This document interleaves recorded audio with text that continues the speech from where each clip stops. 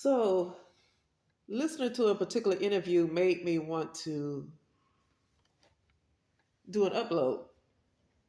And a guy was like asking, "Where do you go when you die?" No, he asked the question, "Where do bad people go when they die?" And a guy was like, and I said many times, this is the afterlife. Like, this is the afterlife. This is not necessarily a real world. This is a result of this is like the subconscious mind. And the guy on the interview said, "Well, you already dead." And so he just going to say you already dead. I call it the afterlife because for me, the only death is separation from the soul or separation from God, separation from the soul. I call it the soul. Uh, so the guy asked, "Where do bad people go when they die?" The interviewer, and he said, "This is the lowest level right here. So the bad people are already here. I mean, like you are in hell." See, because I guess a lot of folks don't understand they're in hell already. So they talking about, "Oh, you don't want to go to hell," and like, well, this is hell. You can always get worse. Like I don't think it's any depth. It's any. You can go as low as you can possibly go if you choose to go there.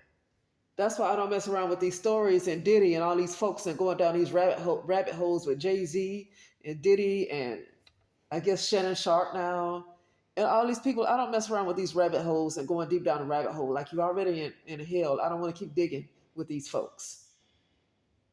You know, uh, I don't want to keep digging. It's like you're already in hell. You know. Uh, and so that's what he said. The guy that answered the question said, "Well, they're here. This is the lowest. This is the lowest vibration where a bad person can go. So they already here, and you're here with them. You know." Uh, but then he asked the question. The guy asked, not the interviewer, but the other guy who answered the question that said they're already here. Uh, he asked the question to the interviewer. He said, "What kind of house did you grow up? What did you grow up in? What kind of house?" He said, "Oh, I grew up in an apartment." Right? He said, "I grew up in an apartment." And so the guy said that was being interviewed. The guy then asked, "Okay, so where do you live now? Do you live in a big house now?" And the interviewer said, "Yes, I live in a big house now." He said, "So when you die, that's kind of like where you're going to end up. You're going to end up like where you are, where your mind is, where the energy is the most focused, is where your conscious awareness is." That's what I'm saying. I'm saying that the most focused part of your energy is where your conscious awareness is right now. That's the most focused part of your energy. And when you die, that's where you're going to end up. That's what he said. Okay, God, the guy being interviewed, he said, "Where you when you die, where you're going to be in a big house." And so I said it to say is that's why I don't care about this. I'm going back to some people don't like me saying this. That's why I don't care about this stocking up. There's nothing wrong with having extra. There's nothing wrong with having extra money. There's nothing wrong with having extra food in the house. I don't feel like it's anything wrong with it. But I don't want to just have a bunch of stuff because I'm preparing for some kind of doomsday. Because if doomsday ever hits your reality, if you ever in a reality of doomsday,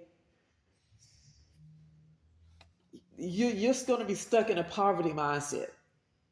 There's no more big house. There's no more plenty. You have a lack of. You don't live in abundance. When you if you ever get into that type of reality where it's doomsday and you have to rely on the food that you stocked up for the next 5 to 10 to 20 years, and you got to rely on that, that is strictly poverty. You're no longer in an abundance type of mindset. The mindset that you have gone to now is poverty, is lack, because everything is kind of mental. So if you ever get into reality where everything is closed off, there's no water, there's no food, there's no whatever, then you are stuck in a mindset of poverty, of lack.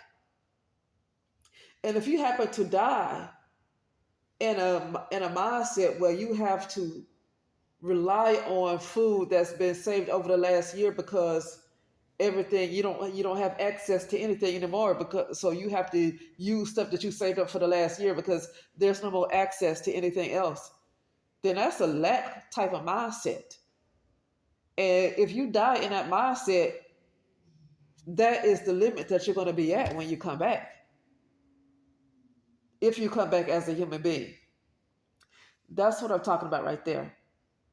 That's why I feel like the spiritual is first before the physical, because the physical ain't real. But that's what I'm talking about. Spiritual has to be first. But like I said, I don't see anything wrong with having extras. I don't see anything wrong with having backup. But to have to do all these things because you expect something bad to happen is that's already a lack mindset. But just to have extra because I like to have extra, like I like to have two of everything. I like to have three of everything. I like to, even though I live by myself, I want to have no less than two bathrooms. I would like three, no less than two bathrooms. I just like extra. It doesn't have anything to do with, oh, because this one might go out, so I need it. I just like extra. So if I have extra food, if I have extra money, it's because I like extra. I just like extra, right? I like abundance. I just like it.